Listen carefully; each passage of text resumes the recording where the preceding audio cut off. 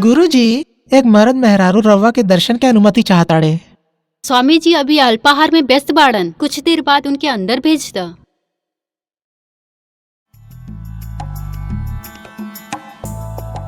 स्वामी जी, लागत बा फिर कौनो दंपति संतान के चाह में रहुआ से आशीर्वाद लेवा की चाहता।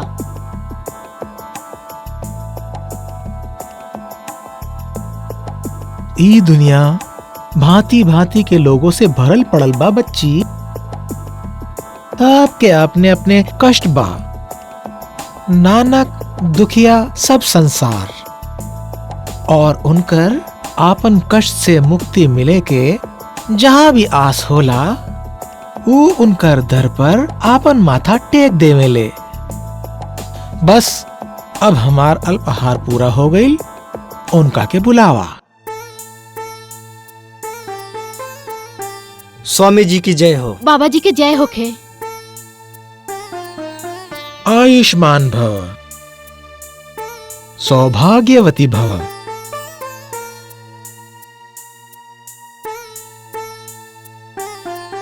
स्वामी जी, रवा के बारे में सुन के बड़ी दूर से आइल बानी दर्शन खातिर।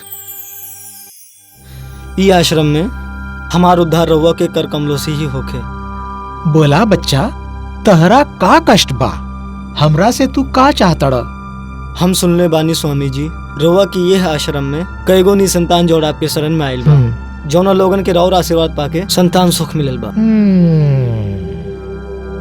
हमार शादी के 3 साल से अधिक हो चुकल बा, लेकिन हमरे वंश के रोशन करे वाला चिराग नहीं मिला। बाबा जी, हम दुनिया के ताना सुन सुन के दुखी हो चुकल बानी। हमर घर परिवार के लोग हमरा के बात कह के परेशान करेलन। हमार सास हमके घर से निकाल के इनका दूसर ब्याह करे के धमकी देतड़ी। यदि हम मां ना बन पैनी तो हम आत्महत्या कर ले। ना ना बालिके, आत्महत्या के बारे में सोचना भी पाप बा। जे भगवान तहरा के इतना सुंदर तन, मन और वर दिले बाड़न, उहे तुहार गोद भी भरी हन। भले हम माध्यम बानी, लेकिन देवे वाला ऊपर वाला। कितना उच्च विचार बा रउआ। रउआ के दर्शन पाके हम धन हो गए नहीं कि राउर हमार मार्गदर्शन करी। ये आश्रम के नाम स्वर्ग आश्रम ई खातिर रखल बा, यहाँ आवे वाला हर लोग के सब सुख सुविधा और आराम मिले। स्वामी जी, हम रउआ के और ये आश्रम के हमेशा कर्ज रहब जा। ठीक बा बच्चा, शाम में आके आपन औषधि ले जेह। प्रणाम। प्रणाम बाबा, प्रणाम।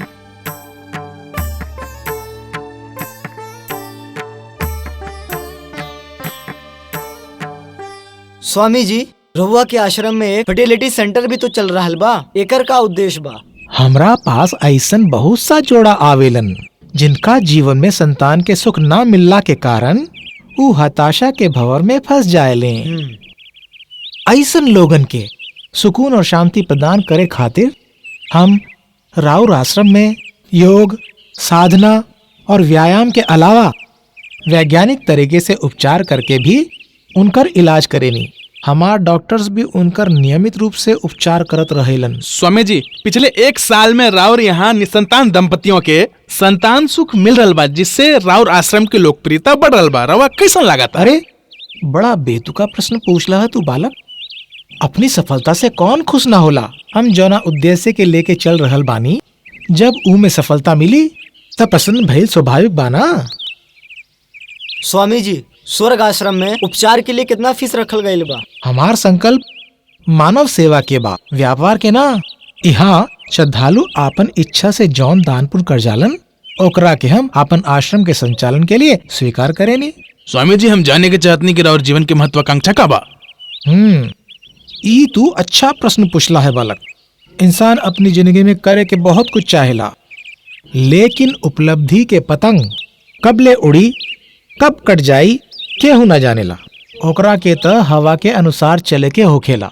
फिर भी हमार ई हार्दिक इच्छा बा कि स्वर्ग आश्रम के शाखा विदेश के हर देश में होखे, और हम भारत में ही नहीं वरन विश्व के समस्त महत्वपूर्ण देशों में जन सेवा का अवसर मिल सकेला।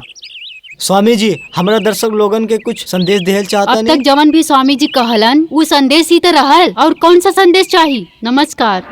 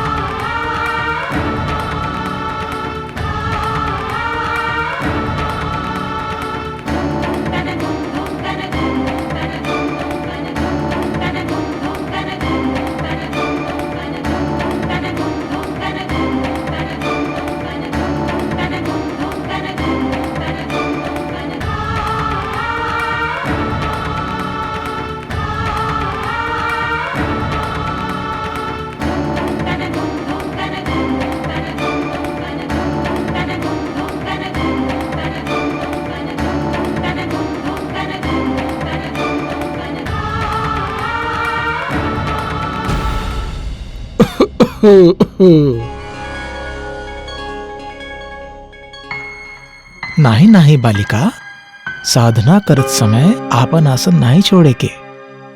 देख, आज ई आश्रम में तहार शुरुआत बा। हम तोहरा के आज ऐसन आसन और योग बताइब जो तोहरा के रोजाना करे के पड़ी। जी। आसन पर बैठा। जी बाबा। बैठा।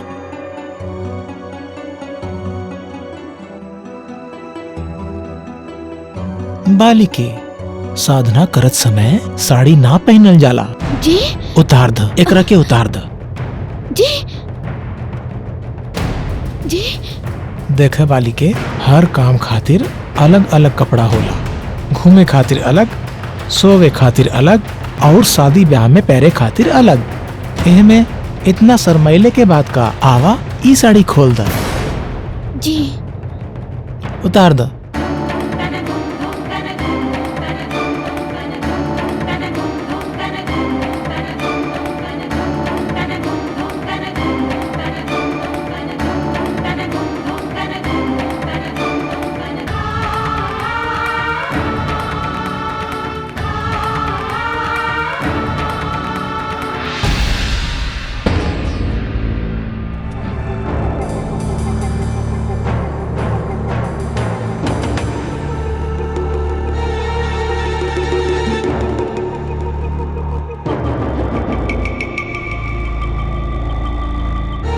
बालिके, अगर ऐसे शरमैबू त योग कैसे कर सकबू? आपन दोनों हाथ खींच के ऊपर उठावा। ऐसन लागत बा ई ब्लाउज भी टाइट बा, एके भी उतार द। ऐसे रक्त संचार में बाधा उत्पन्न होखेला। चला, एके भी उतार द। ना ना बाबा, हम ब्लाउज ना उतारब। ना, एकरा के उतार द। केहू कमरा में आ गइल तो? बाहर द्वारपाल बा, यहाँ केहू ना आ सकेला। चला, उतारा। ना, शर्म आवे। आवेला हमके। कमाल करता रू बालिके, आपन सास के ताना से तुम मुक्ति न चाहता रू का?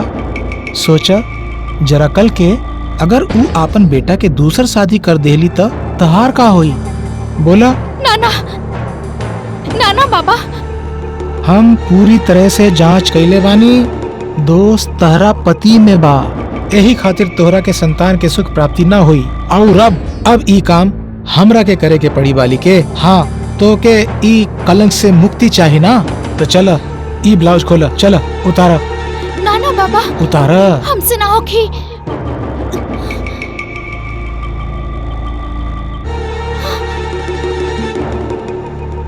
उतारा, एक ही उतारा।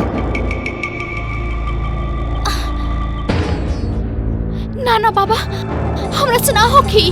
धैर्य रखा, सब होई, सब कुछ होई। चला।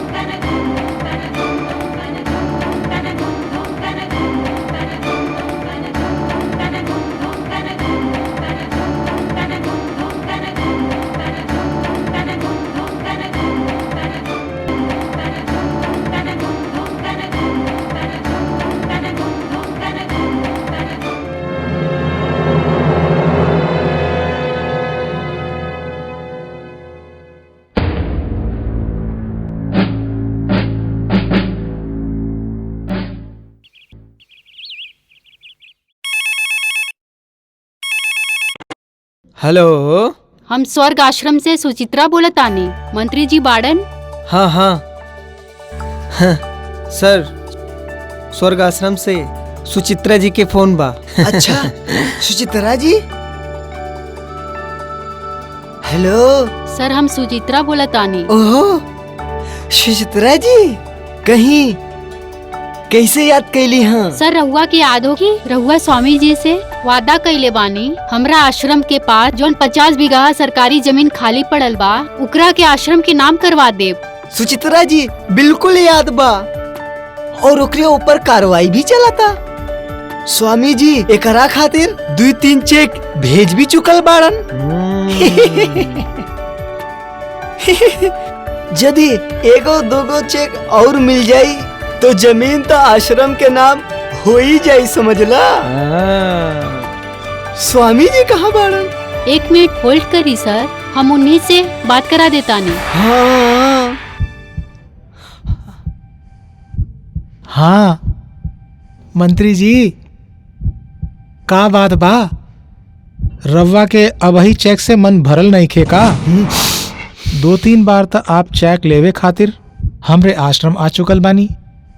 कवनो बात नहीं, हम अबही राउर खातिर एक शानदार नाचत गावत चेक भेज देले बानी और हमार दावा बा ओकर कैश होते ही रवा हमार काम फौरन कर दे। हब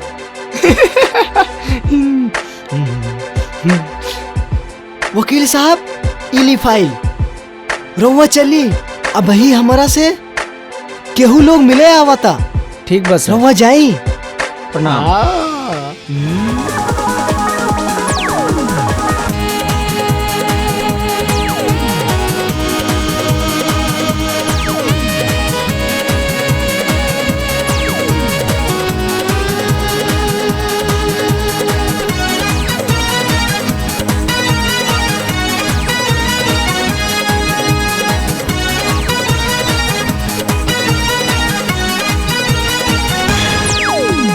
हमर सारा तन मन डोले, हमर मन वाले हिचकोले, हमर सारा तन मन डोले, हमर मन वाले हिचकोले, हमरा छू के अंग लगा लो, झूम झूम के तू तो गा लो, दिल से दिल के प्यार जरा बुझ जाए दो, अरे लागेला दिल में आग जरा लग जाए दो, हमर सारा तन मन डोली, हमर मन वाले हिचकोले, हमरा छू के अंग लगा लो, झूम झूम के तू तो गा लो, दिल से दिल के प्यार जरा बुझ जाए दो, अरे लागेला दिल में आग जरा लग जाए दो।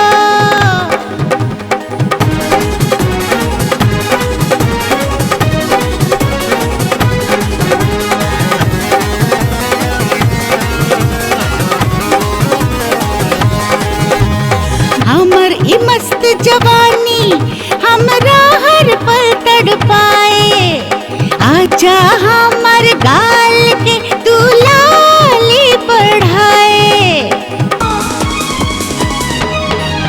हाँ हमर ई मस्त जवानी हमरा हर पल तड़पाए, आजा हमर गाल के तू लाली बढ़ाए, चोरी चोरी तू नैन लड़ाए दो, अरे लगता तो आग जरा लग जाए दो, हमर सारा तन मन डोली, हमर मन वाले हिचकोले, हमरा छू के अंग लगा लो, झूम झूम के तू तो गा लो, दिल से दिल के प्यार जरा बुझ जाए दो, अरे लागेला दिल में आग जरा लग जाए दो।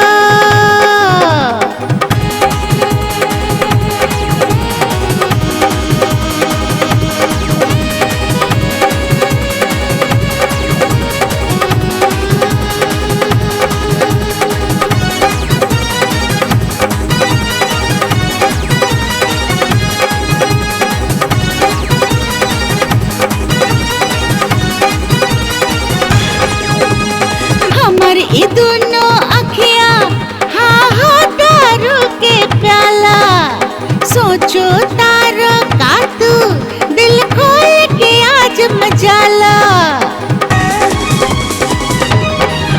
हाँ हमर ई दोनों अखिया हाँ हो दारू के प्याला, सोचो तारो का तू दिल खोल के आज मजाला, हाले हाले अब नशा चढ़ जाए दो, अरे लगता तो आग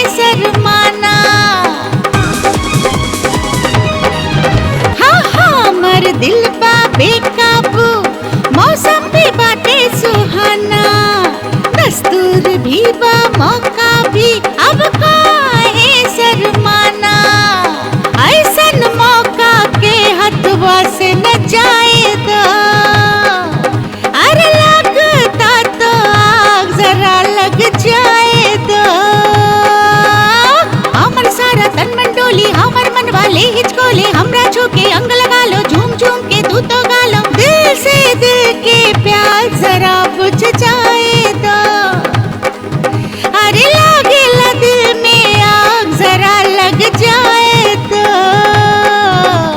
दिल से दिल के प्यार जरा बुझ जाए तो अरे लागेला दिल में आग जरा लग जाए तो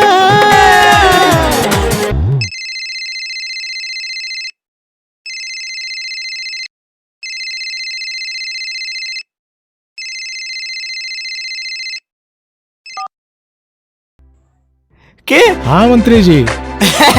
स्वामी जी, अरे भाई मजा आ गई स्वामी जी। रउआ के चेक केस हो गए बा।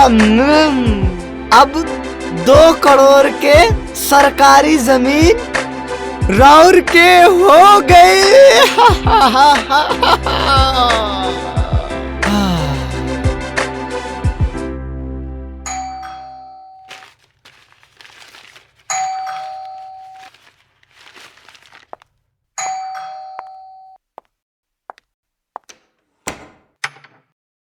अरे नेहा तू अच्छा अच्छा।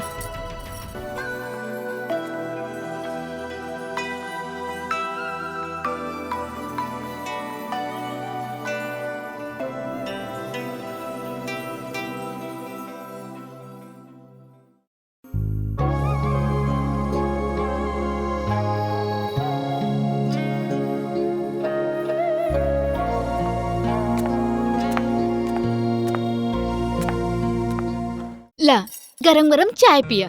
Thank you. और सुनावा तोहार पोस्टिंग कबले और कहाँ होके के उम्मीद बा? मालूम ना दीदी, अब जॉन होई देखल जाई। अरे देखा नेहा, इस स्वर्ग आश्रम वाले बाबा जी के प्रेस कॉन्फ्रेंस आ रहल बा। हम जौन फोन पे बतौले रहनी ना, हम इनकर आश्रम में जानी। इनकर दावा बा इनकर योग साधना और दवाई से गर्भवती होके के आसार बन जाला। अरे दीदी, कहाँ ये ढोंगी बाबा लोग के चक्कर में पड़ल रहेलू? अगर ये इलाज करतन तो डॉक्टर लोग के पूछत? ना नेहा, ये अपन तरीका से उपचार करेलन। वो तो ठीक बा दीदी, लेकिन न्यूज़पेपर, न्यूज चैनल आप देख ली ना, कितना ढोंगी बाबा लोग के बारे में बतावल जाला। और तो और ना जाने कितना काला धंधा में इन्वॉल्व रहेलन। ना नेहा, सब लोग एक जैसन थोड़े होखेलन। रउआ काहे पक्ष लेतानी स्वामी जी के? देखा नेहा, कोई आदमी कैसन भी होखे, अगर वो हमने खातिर कुछ अच्छा करता तो हमने क्या और का चाहिए। लागत बा ई स्वामी तोरा के पूरी तरह अपना रंग में रंग ले बा। हमार बस चले दीदी, तो ऐसा स्वामी लोग के पब्लिक के सामने नंगा करके सलाखन के पीछे भिजवा दी। अच्छा बाबा, बाबा जी के जेल में तू बाद में पहुँचैया। पहले तू कपड़ा बदलना, तो हर जीजाजी आवते होखे, फिर हमने के घूमे जायल जाये। ठीक बा दीदी।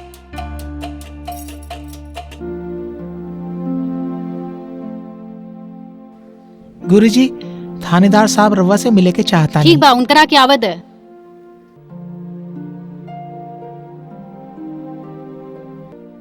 स्वामी जी प्रणाम, गोड़ लगा तनी। आई आई थानेदार साहब। ये बार तो बहुत दिन बाद आइल बानी। सब ठीक तबा? सब ठीक बा महाराज, रवा खातिर खुशखबरी लेके आइल बानी। अच्छा अच्छा, जल्दी बताई। पिछली बार लोहा के जौन थोक व्यापारी रवा पास पेट दर्द के इलाज करवाए आयल रहल हो ना? हाँ हाँ, अब तो ठीक बा ना?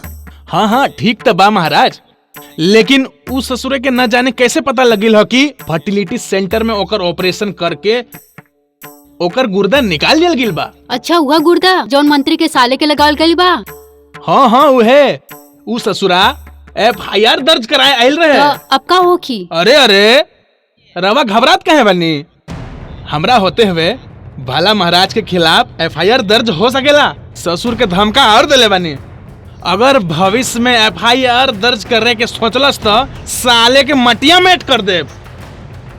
अब समझ में आयल कि सवेरे सवेरे काहे के तुहार SP साहब हमरा से चेक मांगत रहलन। ली काम हम कइनी आ चेक रवा SP साहब के दे देनी। थानेदार साहब, रवा चिंता काहे करतानी? तहरा के तो पता बा हमरा पास इतना मोटा चेक बुक बा। रउरा चेक आपके पास पहुंच जाई। एक अर्जी बा महाराज। राउर आदेश करी। महाराज पिछली बार जो चेक रवा थाना भेजले रही ओहमे सब लोगन अपन हिस्सा ले रहनी, हमरा के का मिलल? हम चाहतनी चेक थाना भेजे के अलावा चेकवा हमरा यहीं मिल जाए। जैसन आपके इच्छा।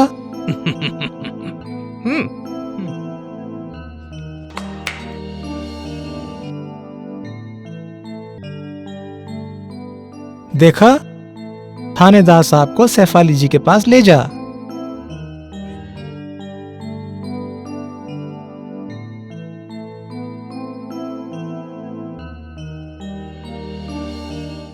ये घोषणा कर सकीले। का हम प्रेग्नेंट हो गए नी? बिल्कुल। ओ बाबा जी, खुशी से कहीं हम मर न जाई। बाबा जी, आई लव यू बाबा जी, आई लव यू बाबा जी। बाकी चमत्कार कैसे भइल? अब तोहरा के आम खाइले से मतलब बा के पेड़ गिनला से। अब तू आपन घर जाकर आपन घर वालों को आराम से जाकर बता सकेलू कि तू माँ बने वाला बाड़ू। और आज ई अपनी अंतिम मुलाकात है। ई बतावा, आज के ई अंतिम मुलाकात के यादगार ना बनाईबू? हाँ हाँ, काहे ना। आज के दिन हमारे जीवन में सबसे खास बा। बाबा जी, राउर कर्ज हम कैसे चुकाएब? बाबा जी, कैसे चुकाएब राउर कर्ज?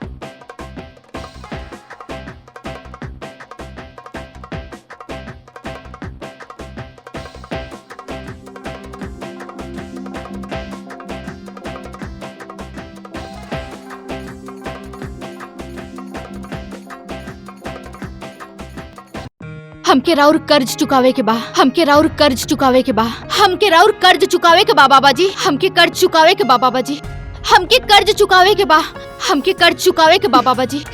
अरे दीदी, हाँ दीदी, केकर कर्ज चुकावे के बा और कब तक सोवत रहबू? आपकी रिपोर्ट लेवे फर्टिलिटी सेंटर भी जाए के बा। उठा, तैयार हो जा। कितना प्यारा सपना देखत रहनी, सब सपना कैसन तैसन कर देलू। सपना में कर्जदार रहलू ना, सपना टूटल कर्ज भी छूटल। अब उठा, तैयार हो जा। जीजा जी आवे ओकरा पहले हम रिपोर्ट लेके आ भी जाइब। उठा जल्दी से।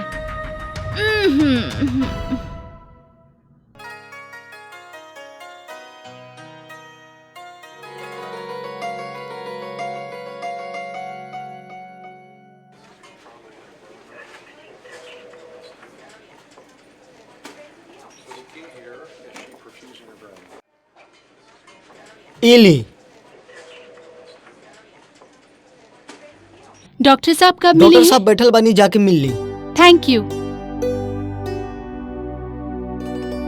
हम अंदर आ सके नहीं सर? Thank you. ई ली रिपोर्ट।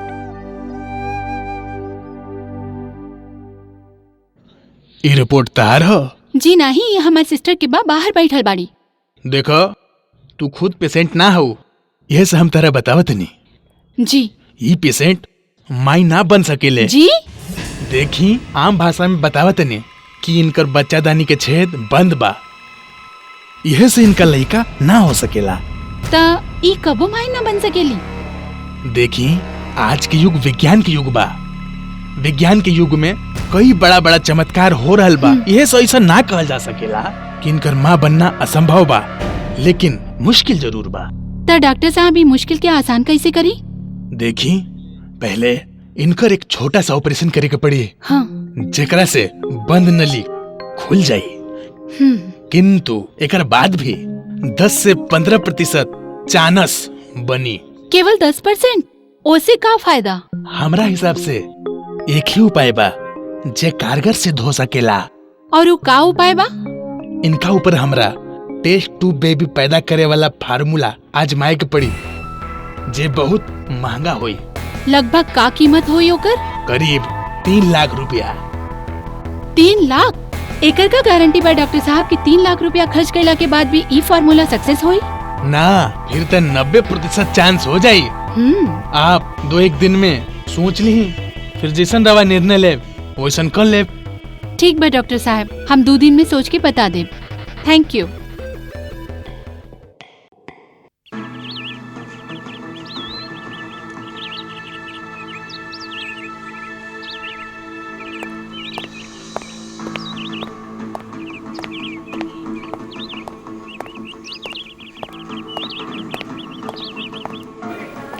डॉक्टर साहब बाड़े अंदर बाड़े।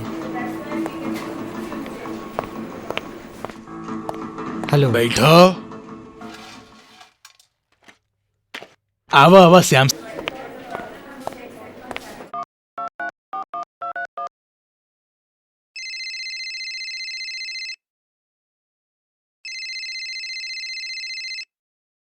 स्वामी जी नमस्कार। नमस्कार, हम सुचित्रा बोला तानी। बोला डॉक्टर, का काम बा? सुचित्रा जी, स्वामी जी के बता दे, जैसा वो चाहत रहनी वैसन हो गिल बा। मतलब?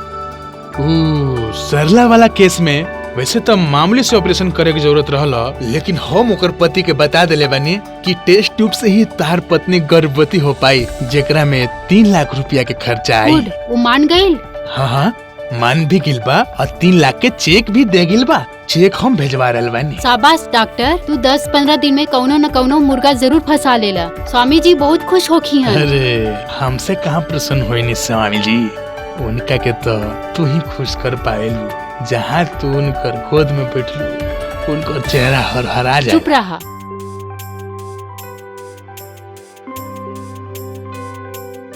डॉक्टर साहब आ गए नी। कैसन तबीयत बा इनकर? पहले से बेहतर बा, काफी देर से सोवत आ रही।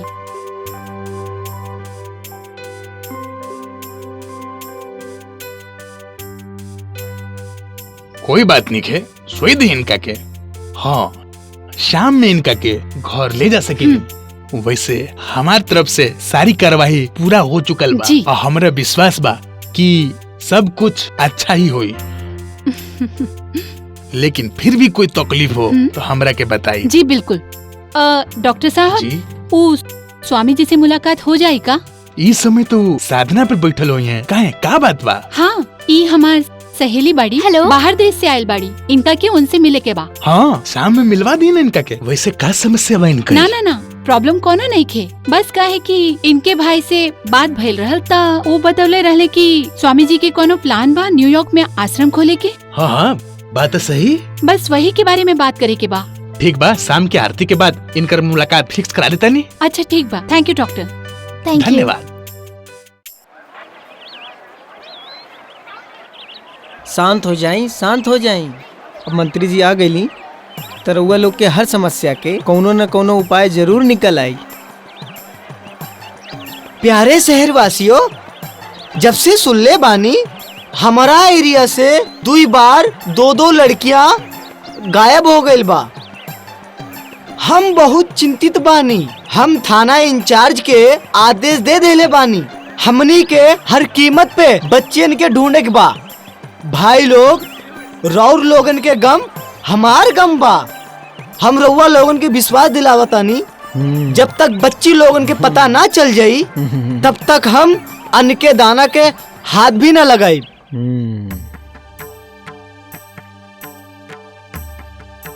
गुरुजी, 2 जौन अरब से शेख आवे वाला रहलन सन, ऊ आ गइल बाड़न। हाँ हाँ, स्वामी जी कब से उनका रात देखत आरन।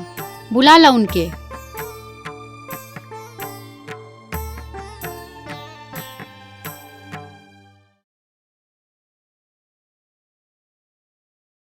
अस्सलाम वालेकुम। अस्सलाम वालेकुम। नमस्कार शेख साहिबान। नमस्कार। पंडित, तू तो बहुत बड़ा आश्रम बना के बैठल बाड़ा, बहुत नाम बात हार। हम तो सोचले रही कि तू कोई छोटा सा मंदिर लेके बैठल हो। यहाँ के लोग तारा भगवान जान के पूजेला। ई त राव लोग के आशीर्वाद बा। तारा एजेंट के हम ऑर्डर दिले रहनी, मिलल? हाँ हाँ सर, रहुआ के ऑर्डर मिल गईल बा। रहुआ के पार्सल तैयार बा। कितना पार्सल बा? 4। लेकिन हम तो 8 पार्सल के ऑर्डर देले रहनी। देखी अब वही तो हमार डील के शुरुआत भइल बा। अब जाना नहीं कितना रिस्क बा। अब वही 4 ले जाई, बाकी हम भिजवा दे। कमाल बा। रौर के एजेंट बोलस एक एक लड़की के 5-5 लाख रुपया ले। हमरा के कबूल बा। फिर भी 4 गो के ही इंतजाम भइल बा। ई बार तो रवा लोग 4 गो ले जाई, बाकी के हम खुद पहुंचा दे। रवा लोग के बार बार आइला के जरूरत ना पड़ी। रवा के मालूम हमरा मुल्क में औरत का कितना जरूरी बा। हाँ हाँ, रहुआ निश्चिंत रही, हम बहुत जल्दी आपका ऑर्डर पूरा कर दे। स्वामी, हम रवा के मुल्क में आईनी, हमरा खातिर ना करबा? हमरा के रौर के 2 लड़की बहुत पसंद आइल बा। शेख साहब, ई दोनों तो हमार पर्सनल प्रॉपर्टी बा। ई तो हम रवा के ना दे पाए। रवा के एकरा से भी अच्छा माल देता नहीं हम।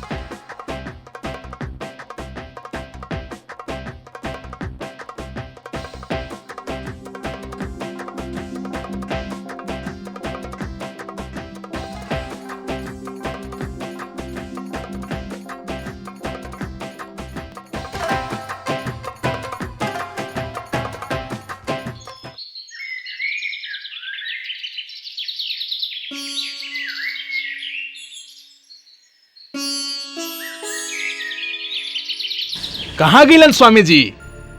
अरे थानेदार साहब, रहुआ रवा ए समय आपके तो पता बा स्वामी जी ए समय संध्या में बैठल रहेलन और वो केहू से ना मिलेलन।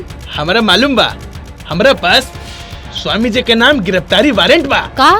हाँ हाँ, गिरफ्तारी वारंट बहुत खुराफाती कर लेलन वहाँ के। अब उनके दिन बदले वाला बा। ऊ जे अरब के शेखवन के जौन यहाँ के लड़की सब बेचले रहे ऊ पकड़ गिल बड़ी सन और ऊ सब स्वामी जी के नाम भी ले ले बड़ा सन। अब हमनी के कुछ वो ना कर सकते। नहीं नहीं, ऐसा मत करी, गजब हो जाई। स्वामी जी का इतना बड़ा साम्राज्य पल भर में धराशायी हो जाई। अब हम कहाँ तक आड़े आई और तू कौन ले साथ देबू उनको? नहीं नहीं थानेदार साहब, कुछ करी न तो हम सब बर्बाद हो जाई। तू इतना चिंता काहे करता रू? स्वामी जी से भी तारा मिलत रहल, वो हमहू तारा दे सकीनी। हाँ, तानी लोगन के बचाए खातिर कोई न कोई रास्ता हम जरूर निकाल ले। हमरा कहीं ना, स्वामी जी के भी बचावे के कोनो रास्ता अगर रहुआ निकाल सकेनी, हम रहुआ के हर इच्छा पूरी कर हम देब। मजबूर बनी। वैसे स्वामी जी के प्रति आप लोगन के श्रद्धा भक्ति देख के हम बड़ी प्रसन्न बनी। स्वामी जी से पुराने संबंध के देख के इतना हम कर सकिनी कि हम स्वामी जी के पुलिस के जीप में ना बैठे देम। हम अपन दोनों हवलदारवन के इहे छोड़ के जात बनी। जब स्वामी जी आस तो आप तीनों अपन गाड़ी में हमार हवलदारन के साथ आ जास। एहमे केहू प्रकार के गड़बड़ी होखल तरवा जाने नी, एह के अंजाम बहुत बुरा हुई। बुझाइल?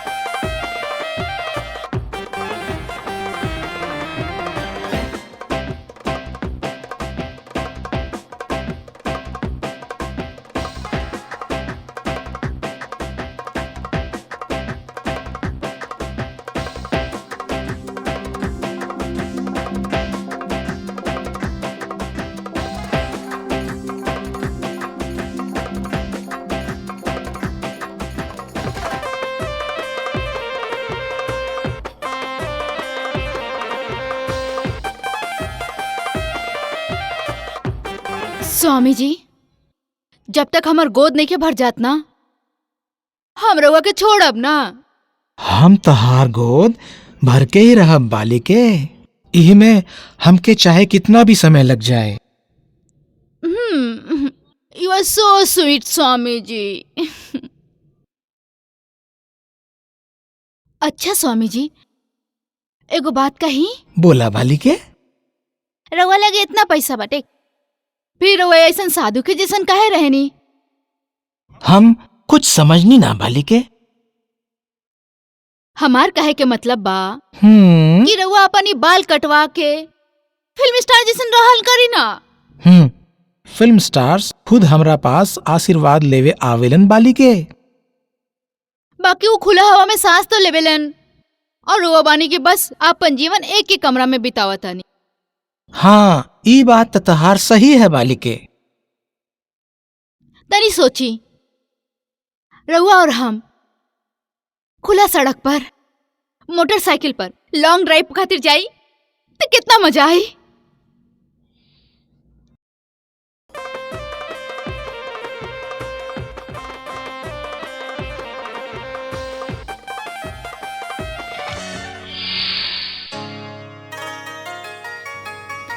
भइल स्वामी जी?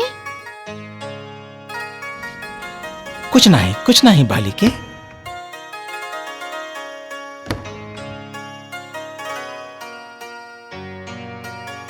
गुरुजी, सोम सिंह जी आपसे प्रवेश की अनुमति चाहता नहीं। हाँ हाँ, उनका के आवेदा।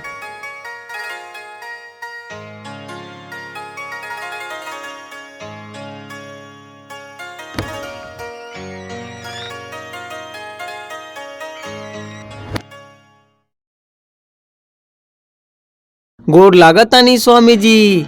आई आई सोहन सिंह जी, आप जब भी आवनी कुछ न कुछ खुशखबरी लेके जरूर आवनी। इहे खातिर आपके आइल हमरा के बहुत अच्छा लागेला। सब आपके आशीर्वाद बा स्वामी जी। तब बोला, आज आपके आइल कैसे होखल? आज के खबर सुन के आप खुश जरूर हो खब। अपन 1 करोड़ के हीरोइन लेके जहाज जौन मुंबई पहुंचल, उनकरा से अपन पूरा माल सही सलामत गोदाम में पहुंचा दिया गइल बा। शाबाश, ई तब बहुत अच्छी खबर हो। एकरे अलावा स्वामी जी, ई मुल्क में जौन जौन पान वाला के पास अपन माल जाला, उनकरा तक भी सही सलामत माल पहुंचा दियल बा। शाबाश, तू बहुत काम के आदमी साबित हो रहल बाड़ा सोहन सिंह जी। सब राउर के आशीर्वाद बा स्वामी जी। आपके निर्देश अनुसार इस सारा मुल्क में हीरोइन के नेटवर्क फैला के हमन के अपन काम करतानी और केहू के कानो कान तक खबर नहीं खे। और हाँ, जौन जौन पान वालन के हमनी के माल सप्लाई कैले बनी, उनकरा के स्पष्ट निर्देश बा के बिना जांच पड़ताल के केहू के भी माल ना दे, ताकि अपना के भविष्य में कोनो खतरा ना होखे। हम आपसे बहुत खुश बानी सोहन सिंह जी। अब की बारी विदेश में हमार आश्रम के कोनो शाखा खोलल जाई तो ओकर हेड हम आपके ही बना दे। आपके आशीर्वाद स्वामी जी असही मिलत रही तो अपना काम के हमहू यही तरह अंजाम देत रहब। ई 1 करोड़ रुपया एडवांस बा। ओह, शाबाश शाबाश। एकरा के संभाली। हम चलत तानी। आयुष्मान भव, आयुष्मान भव।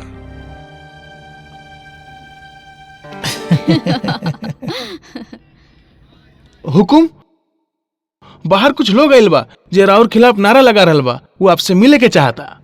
देखत नहीं की हुकुम खाना खा रहल बाड़न। बाहर कौन लोग बा? उनकरा नेता के बुलावा।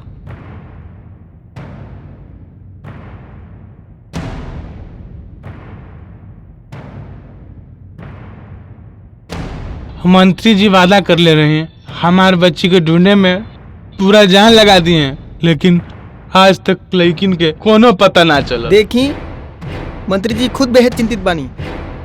रउआ के याद बा वो दिन कहले रहलन, जब तक बच्ची लोग के पता ना चल जात तब तक अन्न के दाना ना छुअब।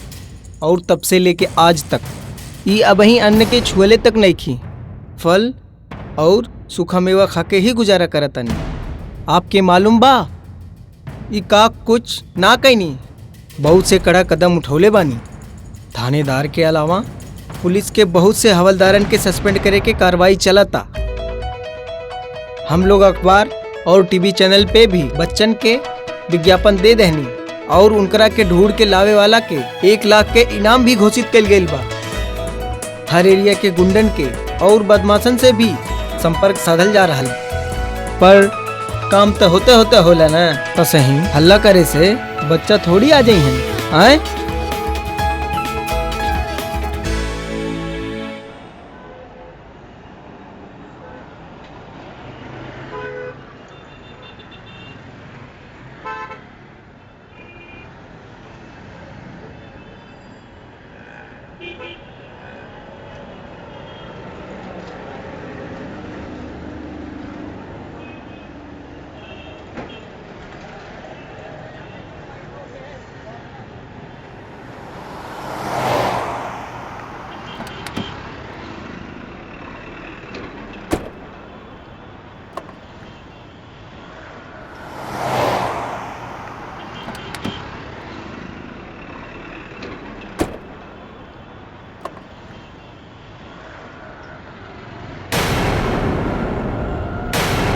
आयुष्मान भव। आई ये होटल में उ लोग राउर इंतजार कर रहल बा।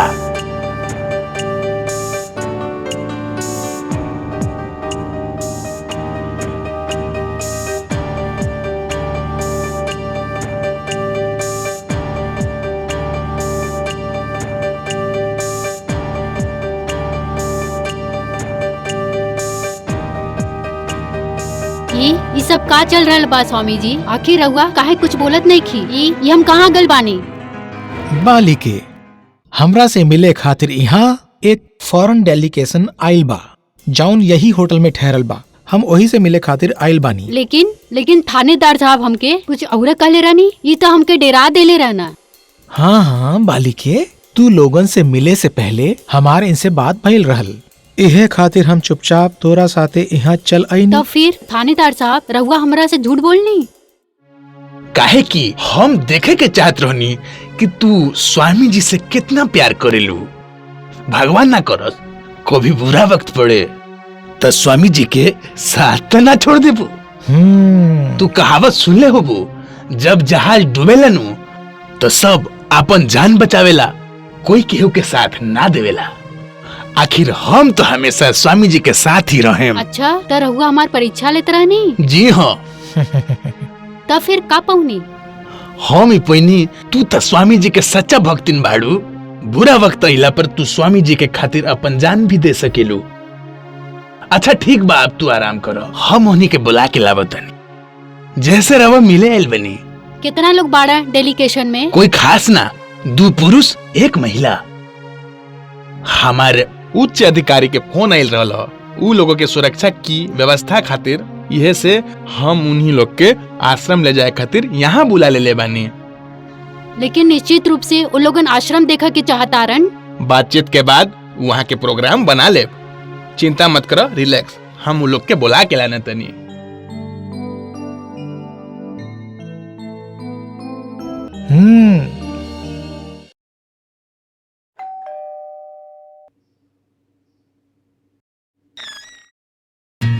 Hello police officer, how are you? हम ठीक बनी सर। तू तैयार बड़ा मिले खातिर स्वामी जी से, mister Rodrigues? Oh yeah, you're ready. Hey, come on guys. Okay. Meet Mr. Gilbert. Hello. Hi. Miss hi. Ruby. Hello. Come with me. Sure.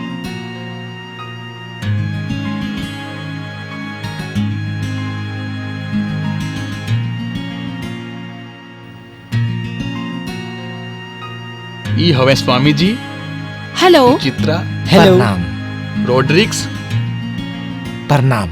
Gilbert प्रणाम। और रूबी।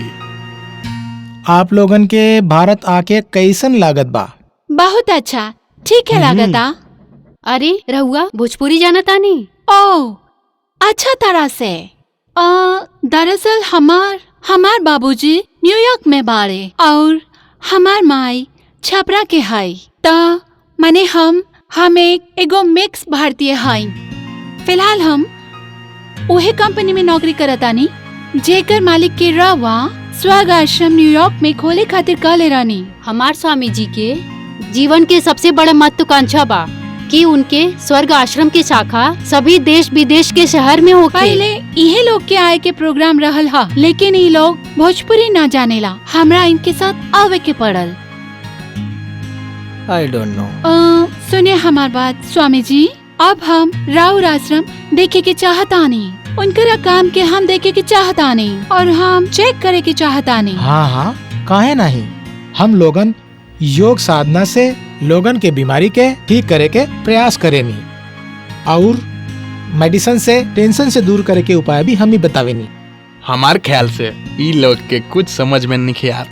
रवा कहीं तो हम इनका के जयपुर घुमाए ले जाए। अरे हाँ, ई तो बढ़िया बात बा। या ठीक बा, तो हम इनका के ले जाते नहीं। चलो मर्दे।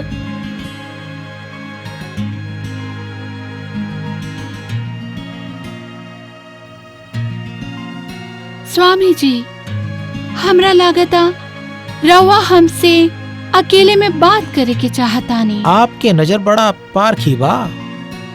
तू तो हमरे मन के बात समझ गईलू, लेकिन घबराई ना। ई बालिका हमरे शरीर का एगो अंग है, हम एकरा के सामने कोनो भी बात कर सकेनी। वैसे भी स्वामी जी, शाम के आरती के समय हो गईल बा, हम आरती करे जातानी। तब तक रहुआ रूबी जी से बात कर ली। ठीक बा बालिके, जैसन तू उचित समझा। नमस्कार। चली हम लोग भी हमार कमरा में चला, वहीं आराम से बात होगी। हाँ, शायद यह उचित रही।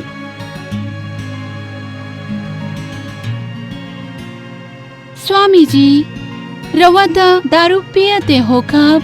नहीं नहीं, तौबा तौबा। लेकिन रवा के आँख ता कुछ और ही कह रहा हा। अखियां तो तोहार भी बोलता।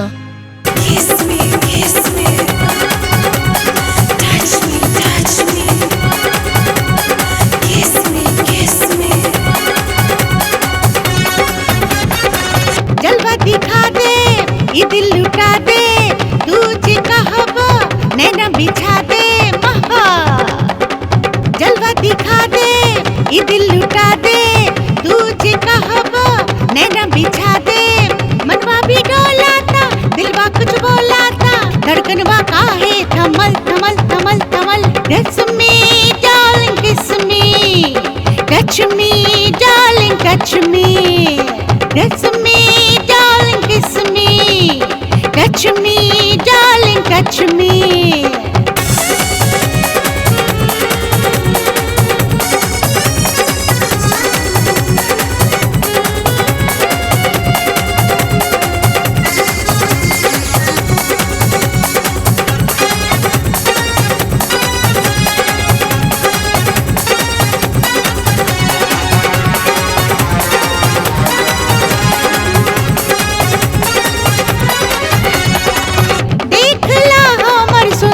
बदन दूर ना जाई हो तू, दूर ना जाई हो तू।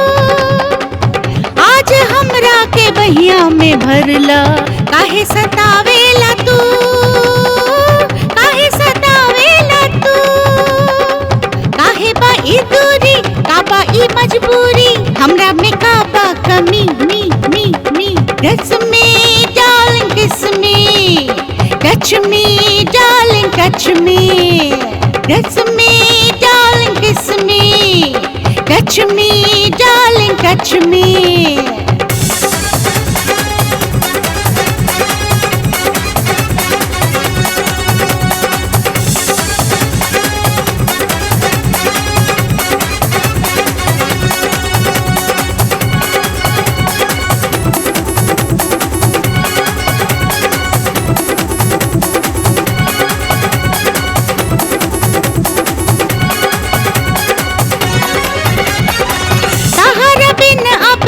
पल भी हमरा चैन ना आवे, चैन ना आवे। काहे ना बुझला तू दिलवा के बतिया, कैसे बताई तो के, कैसे बताई तो के। हम ताहर लैला, तू हमर छैला, तारा खातिर हम बनी बनी बनी बनी। Kiss me, darling, kiss me, touch me, darling, touch me. Kiss me, darling, kiss me, touch me, darling, touch me.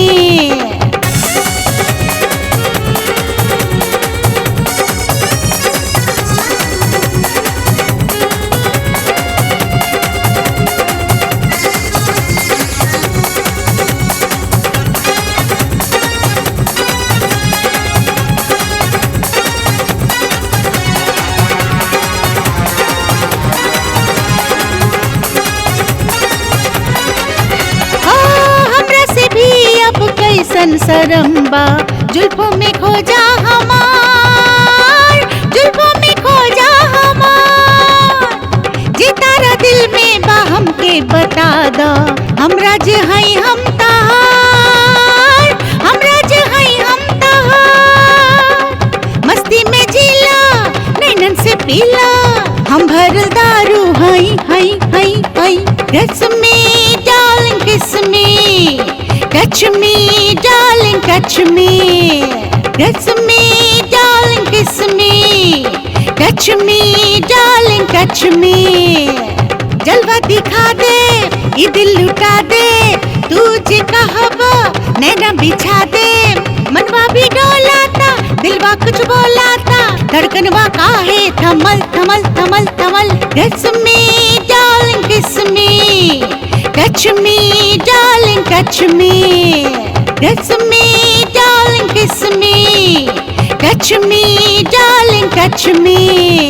Kiss me, darling, kiss me, touch me, darling, touch me. Kiss me, darling, kiss me. Touch me, darling, touch me. चल जाला। तू तो जनबे करेलू Ruby, मेहनत के कमाई से आज आदमी 2 जून के रोटी भी ना कमा सकेला, और फिर हम तो इतना बड़ा साम्राज्य असही ना खड़ा कइले बानी। ता काका करेली रहुआ। तू ई ना समझी है कि हम शराब के नशे में बोले तानी। आज के हुआ आदमी से कोनो काम करावे खातिर के उनकरा के पास लड़की भेजे के पड़ेला, तब जाके कहूँ वो आदमी आइसक्रीम की तरह हमरा कदमों में आके गिर जाला। हमार भी एक प्रेमिका रहल, लेकिन उ उल्टा एगो पैसा वाला के चक्कर में आके हमार सच्चा प्यार छोड़कर चल गई। और उ दिन के बाद से हमरा के दुनिया की सारी औरतन से नफरत हो गई बा। वह दिन के बाद से हम दुनिया के सब औरतन के नंगा करके उनकरा में हम अपन प्रेमिका के छवि देखेनी। और काका काम करेली रहुआ।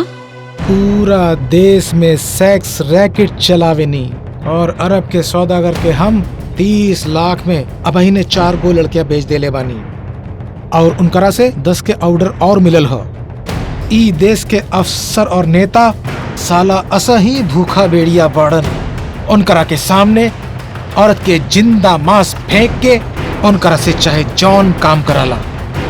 आज बड़ बड़ धुरंधर हमरा पांव छुवेलन, हमरा आगे नाक रगड़ेलन, और हमसे मुंह मांगा दाम देवे खातिर लालायत रहेलन। यही चीज के हम फायदा उठावतनी। ई जनता इतनी भोली बा कि हमार पैर छू के हमरा के दान भी देले और हमके सर आंखों पर भी बिठावे ले।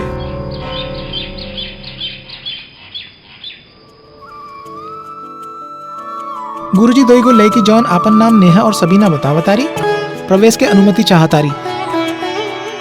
ठीक बा, आवेदन का के।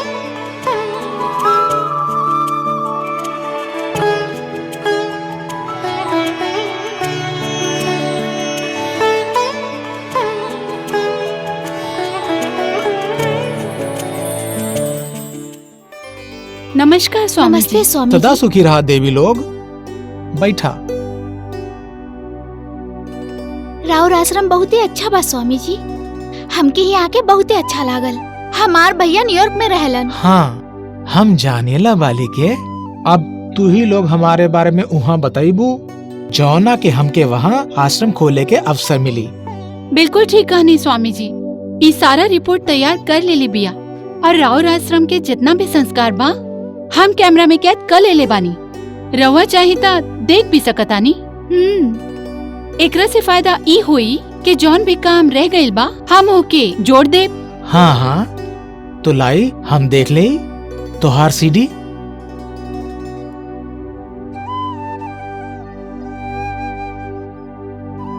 ई लीही, एकरा अपन सीडी प्लेयर में लगवा दीही।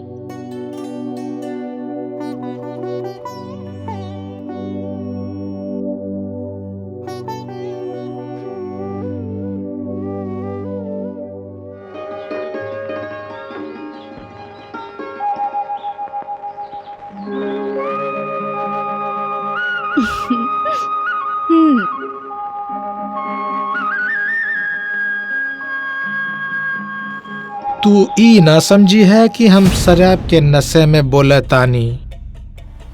आज के हुआ आदमी से कोनो काम करावे खातिर के उनकरा के पास लड़की भेजे के पड़ेला, तब जाके कहूँ वो आदमी आइसक्रीम की तरह हमरा कदमों में आके गिर जाला। और का काम करेली रहुआ। पूरा देश में सेक्स रैकेट चलावेनी, और अरब के सौदागर के हम 30 लाख में अबही ने 4 गो लड़कियां बेच देले बानी, और उनकरा से 10 के ऑर्डर और मिलल ह। ई देश के अफसर और नेता साला असही भूखा बेड़िया बाड़न। उनकरा के सामने औरत के जिंदा मांस फेंक के उनकरा से चाहे जौन काम कराला। ई जनता इतनी भोली बा कि हमार पैर छू के हमरा के दान भी देले और हमके सर आंखों पर भी बिठावे ले।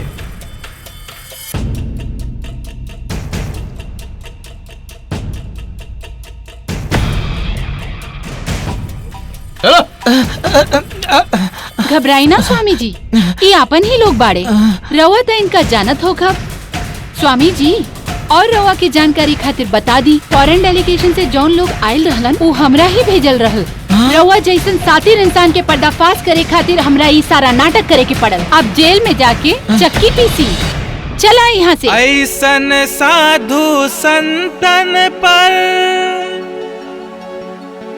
कैसे करे विश्वास, इनकर काला कर्म से जग के भइल विनाश। न जाने का होई जगत के का होई, न जाने का होई जगत के का होई। स्वामी जी,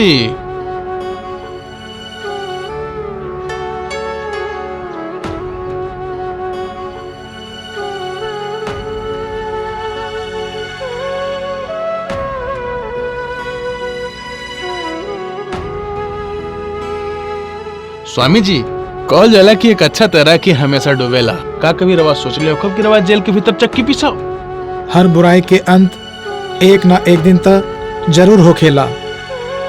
राउर काली कमाई और काला कारनामा उजागर हो चुकल बा। जेहनी के रवा ठगनी और जेहनी के रवा शोषण करनी, का उन लोगन के प्रति राउर कोई सहानुभूति बा? सहानुभूति तो बटले बा, लेकिन हमरे देश का जनता इतनी भोली भाली बा कि उ धर्म के नाम पे कुछ भी करे के तैयार हो जाले। ऐसन अंधविश्वास ही शोषण और ठगी के जन्म देलन। अब त लोगन के शोषण और ठगी से मुक्ति मिल जाई। एक हमके अकेला गिरफ्तार करे से का होई? ई देश में हमरा जैसन हजारों ढोंगी साधु जनता के धार्मिक भावना के साथ भांति भांति के खिलवाड़ करत रह। उन लोगन के भी गिरफ्तार करे के चाहिए। ऐसन ढोगी लोग के कारनामा अगर यही तरह चलत रही ता इस देश के जनता धर्म के प्रति आस्था के खत्म कर दी। हाँ, 2-4 लोग जौन वास्तव में धर्म और सुसंस्कार के प्रचार प्रसार कर रहल बाड़न, उनके प्रयासन के न केवल धक्का लगी वरन इस देश से आध्यात्म और सुसंस्कृति के नामो निशान मिट जाई। हम ईश्वर से प्रार्थना करब कि ऊ हम जैसन ढोंगी साधुवन के सद्बुद्धि दें, जौना से ई देश में धार्मिक भावना के हनन ना हो।